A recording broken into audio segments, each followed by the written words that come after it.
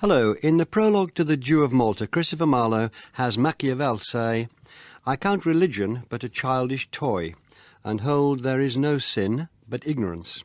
Birds of the air will tell of murders past. I am ashamed to hear such fooleries. Many will talk of title to a crown. What right had Caesar to the empire? Might first made kings, and laws were then most sure, when like the Dracos they were writ in blood." By the age of 29, Marlowe was a brilliant scholar, a popular playwright, an international spy, a forger, a homosexual, and accused of atheism. His hugely ambitious characters, like Tamburlaine and Faustus, are often taken to be versions of Marlowe himself. By the age of 30, Marlowe was dead. Was he assassinated by the Elizabethan state? And had he lived as long as his contemporary Shakespeare, how would he have compared? With me to discuss Christopher Marlowe are Jonathan Bate, Professor of English Literature at the University of Warwick, Catherine Duncan-Jones, Senior Research Fellow in the English Faculty of Oxford University, and Emma Smith, Lecturer in English at Oxford University. Catherine Duncan-Jones, can we start with what we know of Christopher Marlowe's upbringing? Yes, he was born in Canterbury in 1564, the same year as Shakespeare, very much the same social class as Shakespeare. His father was a shoemaker, which was a bit grander, more bourgeois than it sounds, and active in local government, active in his craft guild. And in Canterbury, which is very important, I think, for Marlowe's later development. Canterbury then, the one thing we think of is the Archbishop of Canterbury now. That was obviously highly important then. And I think growing up in Canterbury probably made Marlowe strongly aware from an early age of the power of the church and of religion, which possibly at an early age he decided he did not want to participate in. And the other thing about Canterbury is that it was full of immigrants. After London, it was the city with the largest number of mainly Protestant refugees from France and the Netherlands. So that religion and difficulties with religion and difficulties with countries other than England were things that Marlowe grew up aware of. And there was a very good school there. Again, like Shakespeare, we'll pursue this much later, but there was a very good school in Stratford. But King's School, Canterbury, possibly even better than Stratford Grammar School, and we do know that Marlowe attended it for at least 2 years. And from there, won a scholarship called a Parker Scholarship to go to Cambridge. The normal condition of a Parker Scholarship is that you were expected to be ordained and become a clergyman, something which Marlowe did not do. Was he thought of, was the winning of that scholarship evidence of cleverness, or was it one of the things that you bought or fiddled in those days? I think it was evidence of cleverness. I think he was talent-spotted. I think Marlowe was lucky early in his life in ways that Shakespeare appears not to have been lucky, that he was talent-spotted by people who could offer him patronage in the form of scholarships. Who would that be? That's fascinating. Who would talent-spot him? That I'm not absolutely sure of, but almost certainly somebody had, probably a schoolmaster at King's School, Canterbury, brought him to the notice of those who administered the Parker Scholarships. When he went to Cambridge, what do we know about his companions and the company he kept? He kept a lot of company. Robert Greene, the prolific playwright and poet, with his long jolly red beard and heavy drinking habits. Thomas Nash at St John's, also a rather wild young man, very, very lively and adventurous and slightly apt to get into trouble, though Nash did work for Whitgift as his first job, so was not averse to working with bishops and archbishops, as Marlowe appears to have been. It was a very lively group of young men who were in Cambridge in the late 1580s. And you could say his literary career began then, didn't it? Almost certainly it began then, possibly with his translations of Ovid, almost certainly with his earliest surviving play, Dido, Queen of Carthage, heavily based on Virgil. Jonathan Bate, I mentioned in the introduction the notion that he was a spy, the first Cambridge spy.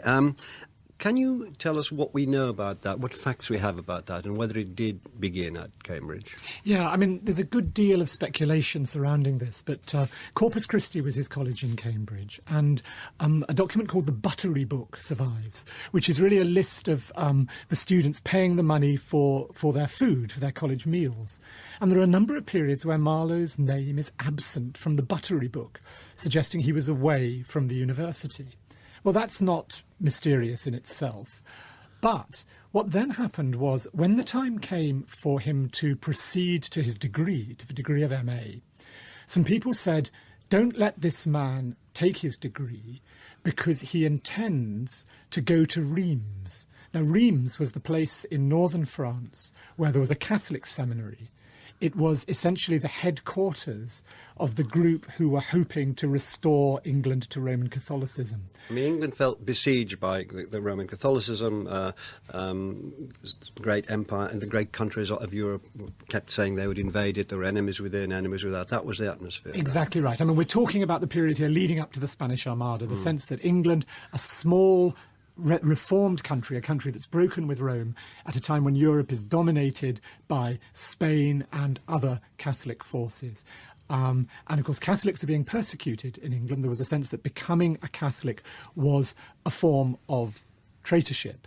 You speak of Cambridge spies, and there is a sort of analogy with the 1930s. That sense of the fear of Catholicism then was like the fear of communism in the 20th century. Anyway, I interrupted you. So we're going to find out how much we know about whether it was a spy. Well, that's right. So people were saying, don't let him proceed to his degree because he's got Catholic sympathies. But then this got as far as the Privy Council, the absolute top of the government system. And a message came from the Privy Council saying, do let Mr. Marlowe proceed to his degree, because when he went to Rheims, he was doing good service to Her Majesty.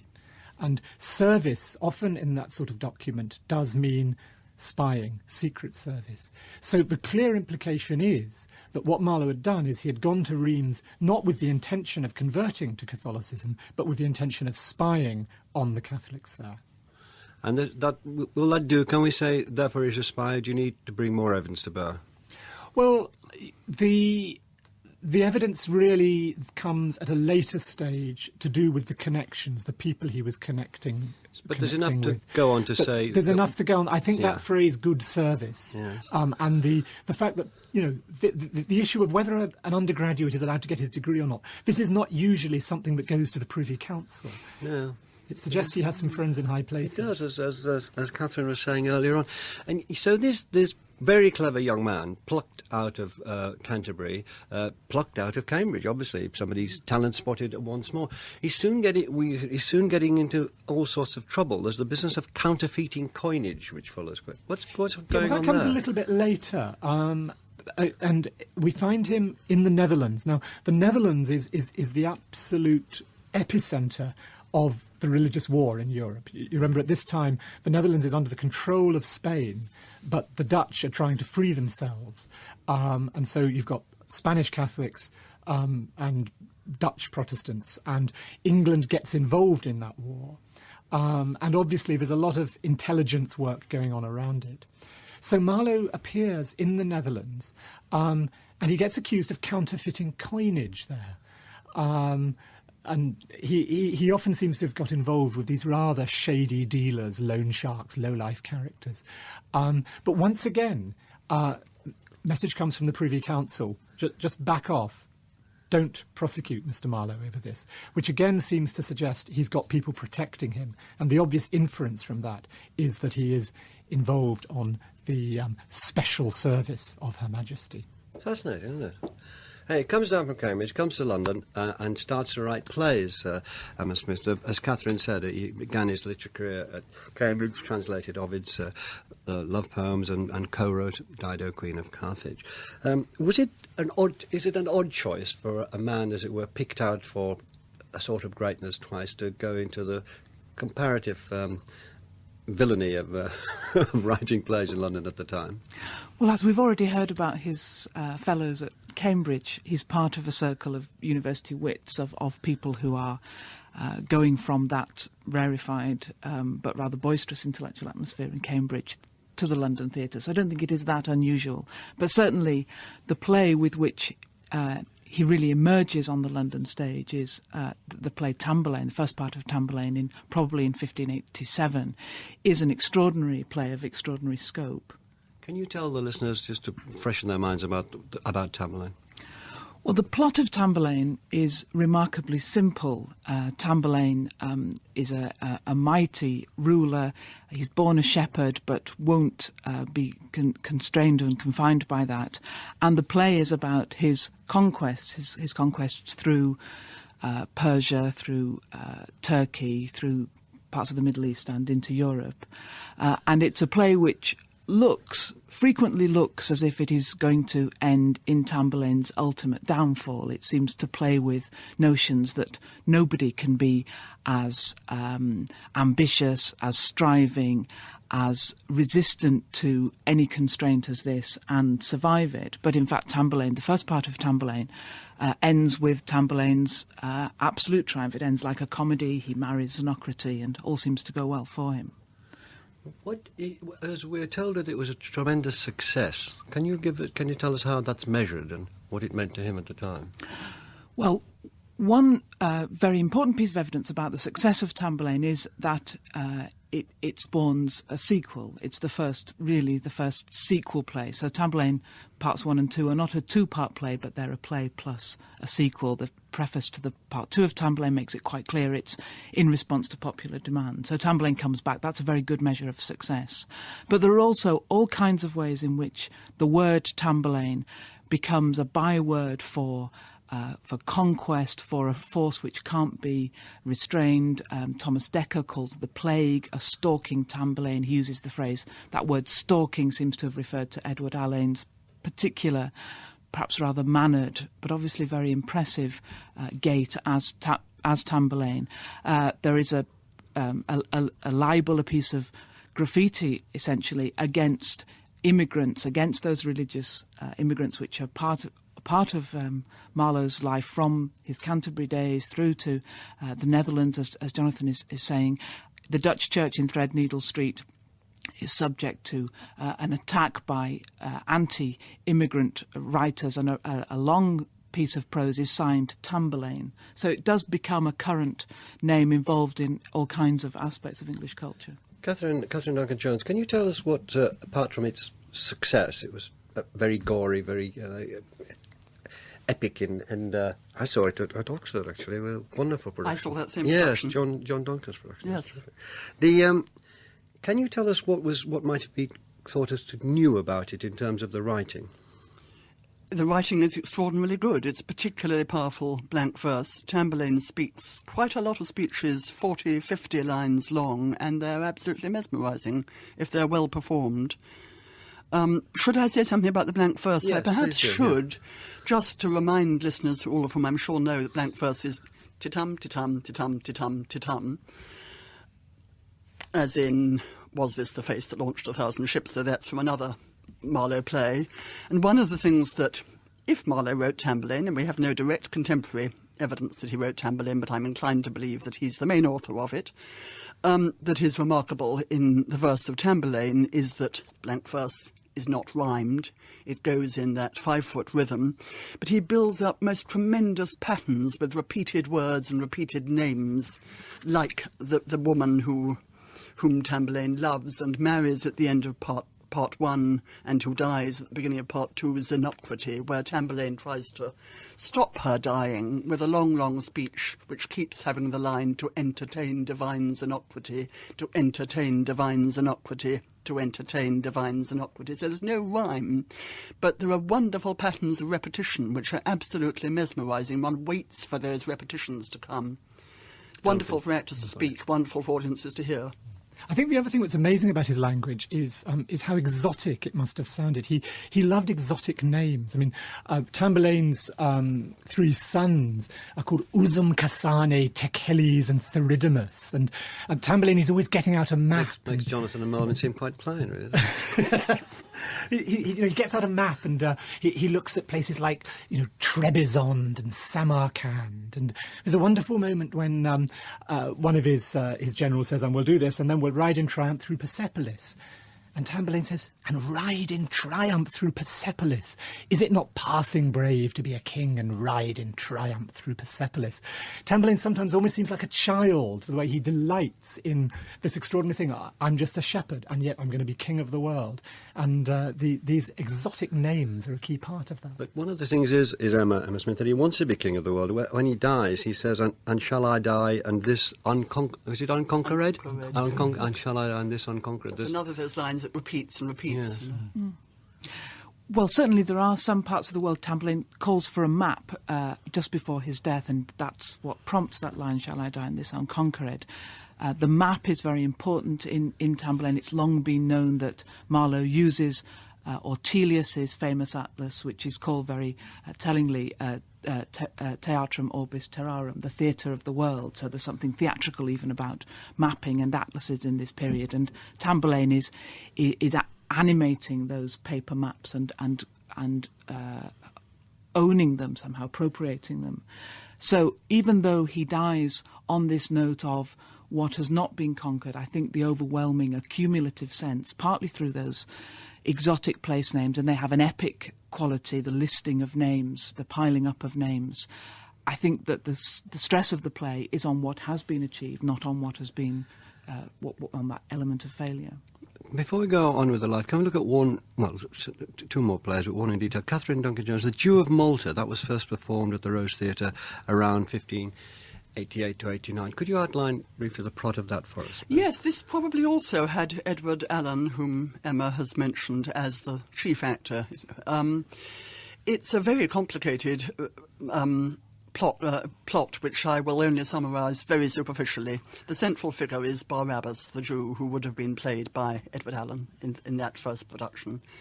And it concerns a Malta which is being fought over by three different groups: the Turks, the Christians and the Jews. And at the beginning of the play, Barabbas, who is the wealthiest merchant in Malta, probably the richest man in Malta, is, as he sees it, understandably deeply wronged because all his money is taken away to pay tribute to keep the Turks at bay. And the rest of the play unfolds with Barabbas taking complicated and savage revenge on the people who have wronged him, though he also suffers the other. As Tamburlaine, I've mentioned, this savage tyrant and conqueror has this one softer thing, his adoration of Xenocrate. Barabbas has this one softer thing, his daughter Abigail, whom he adores, but who becomes a Christian and in the end is killed. And Barabbas loses both his money and his daughter in the middle parts of the play, and comes up with another wonderful blank first line, just to show how Marlowe can vary. When he varies the blank first line, because he does it so rarely, it's extraordinarily powerful. He's got this wonderful line: "O girl, O gold, O beauty, O my bliss." And then the stage direction is hugs, money bags. It's the daughter, the money, the daughter, the money. And the money he does, of course, get back. He plans horrible revenge, both on the Christians and then, when the Turks come to power, on the Turks. He acquires a very dodgy Turkish servant and confederate, Ithamore, whom he talent spots and builds up as his favourite in the end, whereas Tamburlaine apparently dies of old age, but sitting on his chariot. Barabbas, like other Marlowe hero villains, gets his comeuppance and is in the end tricked by the very nasty Christian governor of Malta, who seems no better in any way than either the Jewish or the Islamic characters, and is dropped by a trick into a boiling cauldron and dies horribly. Is there any... Well, thank you for that. I mean, talk about book of the morning. That wakes you up.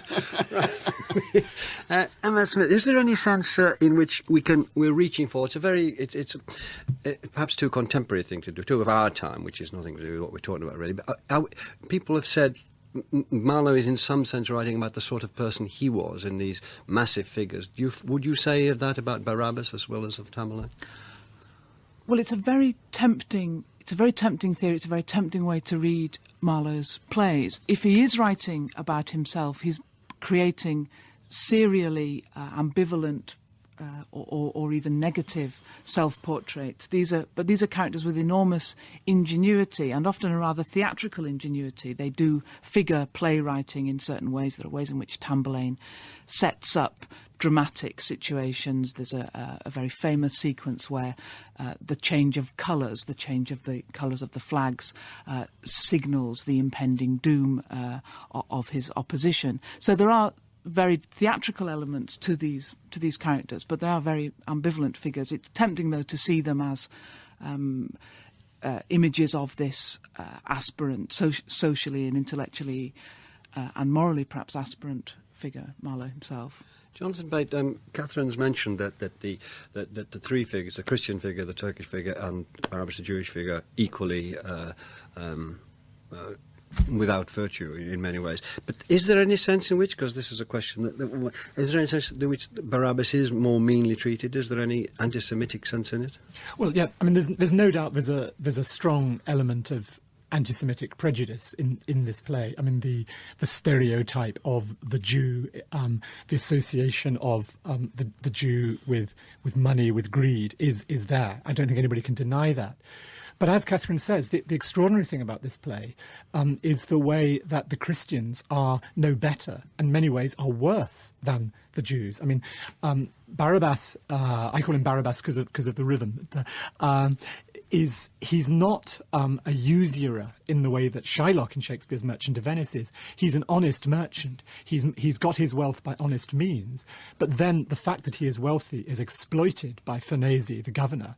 And you began the programme by quoting the prologue to the play, spoken in the voice of Machiavelli. Machiavelli, who argues that religion is just a device for political control. If you then ask the question, who is the Machiavellian character in this play? Who is following the precepts of Machiavelli's The Prince?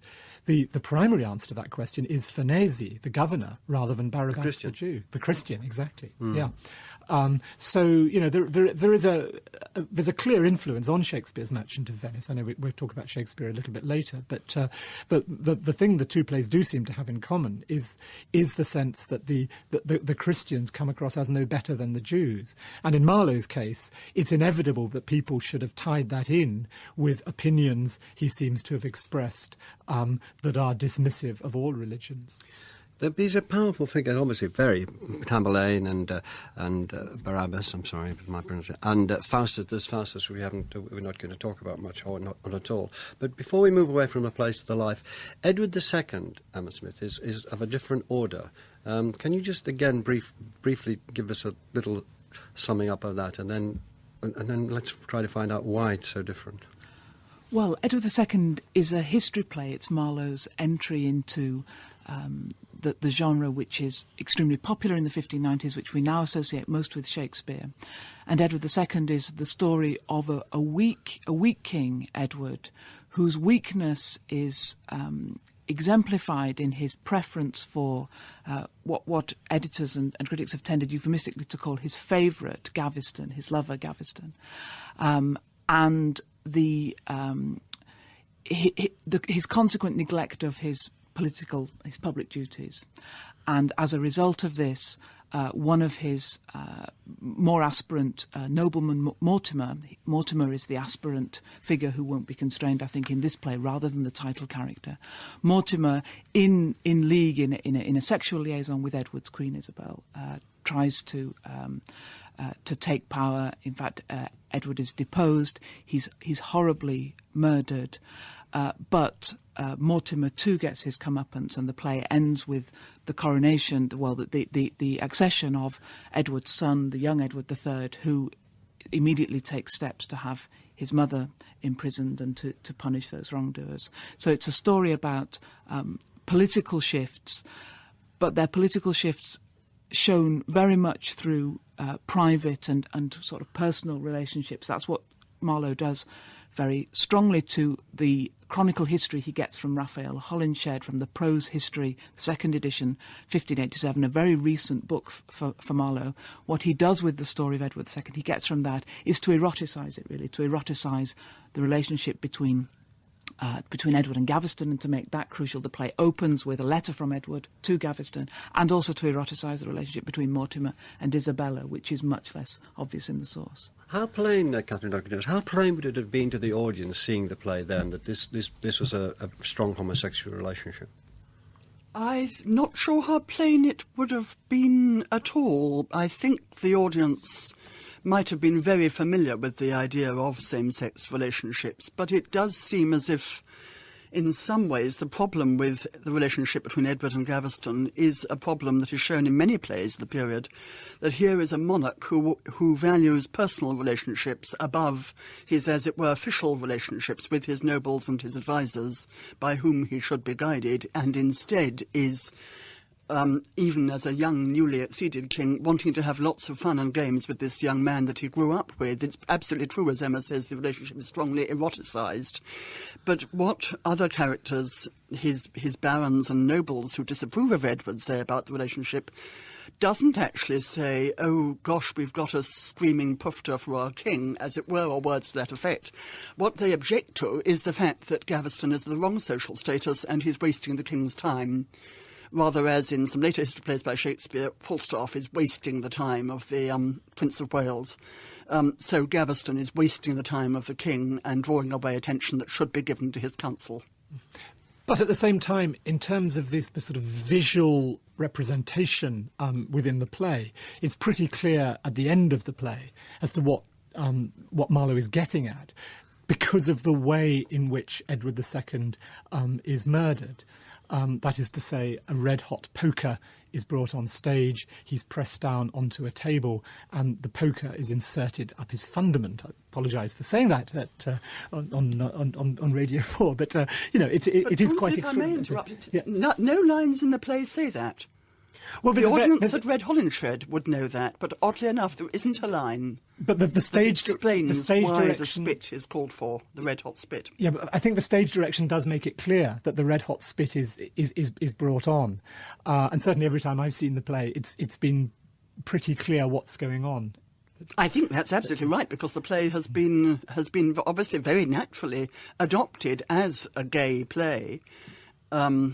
And as a piece of absolutely revolting, sadistic, gay bashing, as it were. But bashing is too mild a word for that murder. But you see what I mean? There isn't actually a line in the play that indicates to the audience that he's not simply being smothered, having already been tortured in various ways and mocked and deprived of... Well, I'm convinced that the spit is called for. I mean, it seems to me it's, Marlowe was a great visual writer. Of course, our problem is that we don't have we have no record of the play visually as it was first performed. We only have the words. But it's always important to remember with a Marlowe or a Shakespeare play that the words are only part of the story. The visual stage images are crucial. I'm sure that's right, that great spectacular images. I was thinking about, there's a part in Tamburlaine where Tamburlaine has imprisoned the King of the Turks, Bajazeth. He has Bajazeth in a cage, which he uses as a footstool. In part 2, in a scene which seems to have been spectacularly popular, Tamburlaine is drawn in a chariot pulled by conquered kings pulling ropes with their teeth. These are amazing stage images, like the cauldron into which Barabbas falls. We know that Henslowe invested in probably what was rather an expensive stage prop in order to be able to make that the coup de théâtre at the end of the Jew of Malta. We know that there is a cauldron for the Jew among the props of the Lord Admiral's men. So clearly some investment is being made in these spectacles, which is an important counter to the idea of the mighty line, the linguistic power. Right. Now, for the rest of the programme, I want to talk a little bit about Shakespeare and Marlowe and then go for this death, murder, assassination, whatever it might have been. Catherine Duncan-Jones, they were born in the same year, as you said at the beginning, and as also you said at the beginning of the programme, came from similar enough backgrounds until the age of about 16, when, as it were, Shakespeare peeled off to we do not know where, and Marlowe peeled off to Cambridge, 16 or 17. They came to London, they might have come to London at about the same time. Do we know anything about their companionship, knowing each other? We don't know as much as we would like. Marlowe is the only contemporary writer to whom Shakespeare clearly alludes and from whom he quotes a line very, very clearly in As You Like It, where he quotes a line from Hero and Leander, which is still a sort of cliché, whoever loved that loved not at first sight. I think they must have known each other. I can't think that they didn't. I think we've mentioned that Marlowe was talent-spotted and was in a way privileged from an early age and had this peculiarly strong relationship with the Privy Council at an early age when still at Cambridge. Shakespeare doesn't appear to have enjoyed early patronage, but he was something that Marlowe wasn't. He was an actor. Marlowe was a scholar and a playwright. Shakespeare was an actor and a playwright. And as an actor, it seems to me highly likely that Marlowe encountered him as an actor, even if not initially as a playwright. I think they probably did know each other in the late 1580s. Emma Smith, can you tell us what Shakespeare might have owed to Marlowe as a writer? Well, there's some wonderful interaction between them in the early 1590s. If we were to take Edward II, we can see ways in which Marlowe's Edward II draws on Shakespeare's Henry VI plays, but also influences Shakespeare's Richard II. So there's an interplay, and I think it's important that maybe contrary to that popular view, say, we get in a film like Shakespeare in Love, a very attractive view of Marlowe as the more experienced, more suave and sophisticated sort of guide to Shakespeare. I think instead of that model, we should think of one where there's much more interplay at this point of rather intense, not quite collaboration in that we don't think they ever write a play together, but the way in which their themes and their writing intersects is a form of collaboration, I think. I have read in preparing for this whether these are just claims or how valid they are, that Marlowe's line was adopted by Shakespeare, and that Marlowe grappled with the idea of soliloquy before Shakespeare did. Is there anything in those two things? Jonathan, do you want to... Yeah, I think there is. I mean, Catherine talked earlier about Marlowe's just extraordinary gift for the blank verse 5-beat line, which becomes the basic medium of writing in Shakespeare. And there's no doubt that Shakespeare learns that from Marlowe. And the art of writing long speeches and of these moments of soliloquy, moments where characters start talking to themselves and to the audience. And you can really sort of trace the development of that in Shakespeare, going back to Marlowe. I mean, for instance, we would see, if you look at an early Shakespeare play like Titus Andronicus, his first tragedy, there's a very, very clear influence on the villain of that play, the scheming villain, a Moor called Aaron, clearly influenced by the Jew of Malta. There's a speech that is almost like a rewriting of a passage where the Jew of Malta and his friend Ithamore are delighting in their villainy, sort of outdoing each other in villainy. And the thing about these villains is that they often get the most dynamic verse and are the most charismatic characters. So the idea that the villain, Aaron in that earlier play, then thinking forward to Richard III, to Iago in Othello, to Edmund in King Lear, that idea of the charismatic villain speaking dazzling verse, I think that's one of the main things Shakespeare gets from Marlowe. Now move on to towards the death now. So we can assume he's leading... You mentioned again. I keep referring back to your opening, Mark, Catherine, about the low life. He must have moved in. Was it you, Emma? Low life must have been out. Or we know that the theatrical life was the other side of the river, outside the city boundaries, in an area of prostitutes, pimps, all that sort of stuff. So he's around there, and he's still being protected in some way. But he's taking a lot of risks, isn't he? Can we just outline how he came? Almost go fast forward to towards the last day of his life. Oh, could I just mention something before the last day of his life? I'm sorry, it's about Marlowe and Shakespeare, the connection. Yeah. Whether or not they knew each other in the late 1580s, they were yoked together in the autumn of 1592, the last autumn, as it turned out, of Marlowe's life, when they were both attacked in a book called Green's Groatsworth of Wit. And they were paired, and they both got angry about this attack. Marlowe was attacked as an atheist and a Machiavel, and so much for this theme of the convergence of Marlowe with his villain heroes. And Shakespeare was attacked as an upstart writer and actor who thought he could do anything. They both, I believe, riposted. Shakespeare riposted by writing Venus and Adonis to show what a wonderful, rich, classical poem he could write, untainted by the theatre. Marlowe riposted by writing Hero and Leander, which he didn't live to complete. But I do believe they were yoked, and in the last 8 months of Marlowe's life were actually connected in both a personal and a literary way. But we really want to get back to the final day, on to the final day. Well, should I just take you through the events here? It really begins with the thing Emma talked about earlier, the libel pinned up on the church associated with the Dutch refugees. It was signed Tamburlaine. The authorities were worried there were going to be riots to do with immigrants. They were also worried about Catholic plots. They were worried about atheism, Machiavellianism, and so on. They start rounding suspects up. They go to Marlowe's rooms and arrest his roommate, another dramatist called Thomas Kidd. Under torture, Kidd then reveals that a piece of paper found in their rooms that contained a number of scandalous allegations was written by Marlowe rather than by him. Allegations along the lines of Jesus had a homosexual relationship with John the Evangelist. Moses was nothing but a conjurer.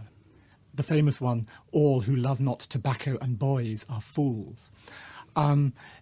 So Marlowe is clearly suspected of having very dangerous opinions. Then a spy called Richard Baines hands in a document with the same kind of allegations. So Marlowe's arrested on May the 20th, but he's bailed, but has to report daily to the authorities. 10 days later, he's in a room in Deptford with 3 characters, Ingram Fraser, Robert Pooley, William Skeers, characters associated with the Secret Service, very dodgy characters. We don't exactly know why they went there, but in the course of the day, there's some kind of a quarrel, at the end of which Marlowe is stabbed above the eye with Fraser's 12-penny dagger. It goes in to a depth of 2 inches above his eye, straight into his brains. He dies. There's an inquest. Fraser gets off on the grounds of self-defence. So the big question we then have is, was this actually an assassination, or was it just some kind of fight? I take this to you, but one thing, when the charges brought him, had his influential friends deserted him at this stage? I mean, was he really up against it? Because he seems, as has been pointed out again and again in this programme, he was in trouble, he got plucked out, he saved and looked after. He doesn't seem to be being looked after at the moment anymore, does he? That's quite true. I mean, the John Pickering or Puckering, who is the person on the Privy Council who is handling these allegations and these problems in London, doesn't seem to be protecting Marlowe. So it does seem as if those patrons, those figures around him, have deserted him. Yet he was staying with Sir Thomas Walsingham in Scadbury. He does appear to have had a very faithful patron in Walsingham, with whom he seems to have been staying. But did his atheism particularly rankle at the court? Well, I think it did. I mean, the really striking thing is that when Baines brought on these allegations, these were actually shown to Queen Elizabeth herself.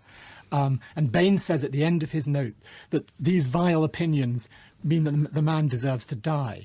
And Queen Elizabeth herself says, prosecute the matter to the full. And so some people have seen that as Elizabeth giving authority for Marlowe to be assassinated. What's your... Oh, sorry, you're going to say something. I'm just going to say the dating of all these documents is so difficult. That's the problem with conspiracy, because the sense is that the Baines note actually, the Baines note that Jonathan's quoted, comes to the British Council after the death of Marlowe. So it comes at the beginning of June. Marlowe dies on the 30th of May. So it is one of those events, like all good conspiracy stories, particularly with a violent death in them, that we can go on and on. There are 3 views of it. He was murdered in the way it was said. There was a row at the end of a drunken day, hot summer day down at Deptford in the pub, had a fight. He was been in brawls before, we hear. Knife went in the room. He was assassinated. It was a setup. He was taken down there to be assassinated.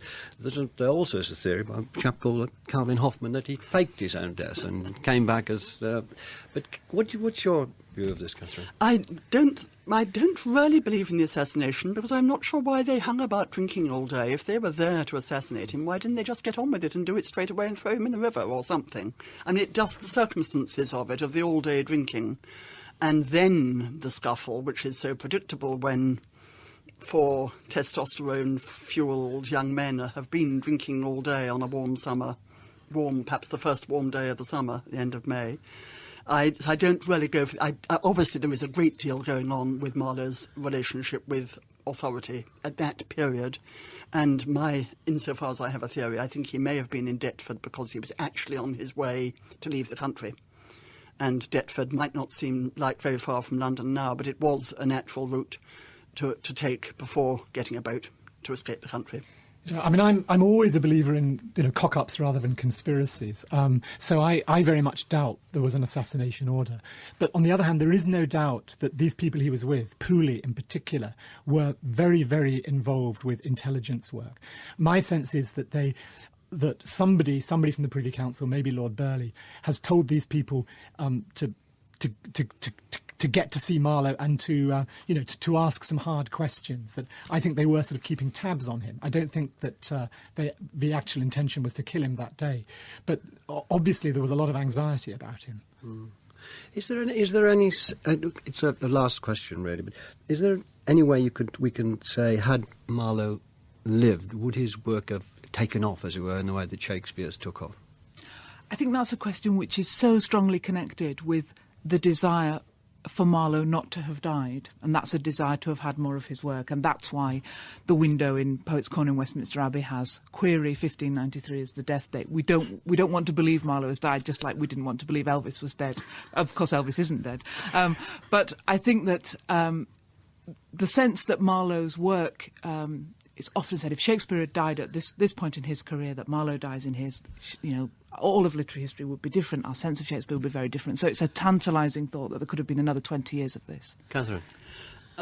It's very hard to know. I wonder whether if he had lived longer, and I absolutely share the general wish that he had lived longer, he might have written works that were not plays, might have moved away from the theatre and written more in other literary forms.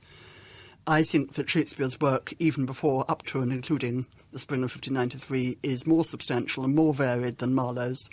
In Marlowe we've got half a dozen plays, and with Shakespeare I think we've got 7 or 8, and they include comedies like the Comedy of Errors and the Taming of the Shrew. They're more diverse, he's more versatile than Marlowe is. Briefly, Jonathan. I think just picking up on that, I mean, the kind of the key question is whether Marlowe would have developed gifts of comedy. He was a great tragic and historic writer, and Shakespeare owed him a huge debt in that respect. He doesn't seem to have been much good at comedy, and in the end, I think that's why Shakespeare had the edge. Well, thank you very much. I really enjoyed that. That's thanks to Catherine Duncan-Jones, Emma Smith and Jonathan Bate. Now then, next week's the culmination of your vote for our greatest your favourite philosopher. Thousands of you have been on the website, listened to the experts, cast your votes in for your favourite philosopher. The vote closes at midnight tonight. So I haven't made your choice. It's your last chance of making it now before midnight tonight. And next week we'll do a programme on the winning philosopher. That's about it. Thanks for listening. We hope you've enjoyed this Radio 4 podcast. You can find hundreds of other programmes about history, science and philosophy at bbc.co.uk/Radio 4.